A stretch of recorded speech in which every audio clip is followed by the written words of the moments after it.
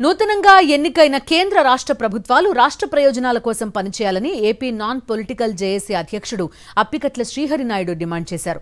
విభజన హామీలు, ఆంధ్రప్రదేశ్కు ప్రత్యేక హోదా అమలు చేయాలన్నారు. విశాఖ రైల్వే జోన్, పోలవరం ప్రాజెక్టును కేంద్ర ప్రభుత్వమే నిర్మించాలని కోరారు. తెలంగాణ నుంచి ఏపీకి రావాల్సిన వాటాలను కేంద్రం బాధ్యతగా తీసుకుని విడుదల చేయించాలని విజ్ఞప్తి చేశారు.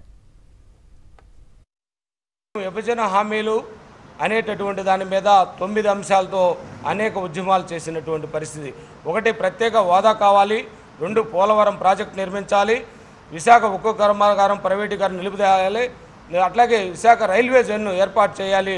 షెడ్యూల్ 9, 10, 13లో ఉన్నటువంటి 242 కేంద్ర ప్రభుత్వ సంస్థలు తెలంగాణ లాంటివి కూడా అన్నింటినీ కూడా ఏపీలో నెలకొల్పాలని, అట్లాగే తెలంగాణ నుంచి రావాల్సిన నిధులు కానీ వాటాలు కానీ అన్నీ కూడా ఆంధ్రప్రదేశ్కి ఇవ్వాల్సినటువంటి మొత్తం కూడా కేంద్ర ప్రభుత్వం పెద్దన్న పాత్ర వహించి ఈరోజు ఎన్డీఏ కూటమిలో భాగస్వామైంది కాబట్టి ఆంధ్ర ప్రజల ఆకాంక్షను నెరవేర్చాలని నాన్ పొలిటికల్ జేఏసీ తరఫున మిమ్మల్ని విజ్ఞప్తి చేస్తూ ఉన్నాం.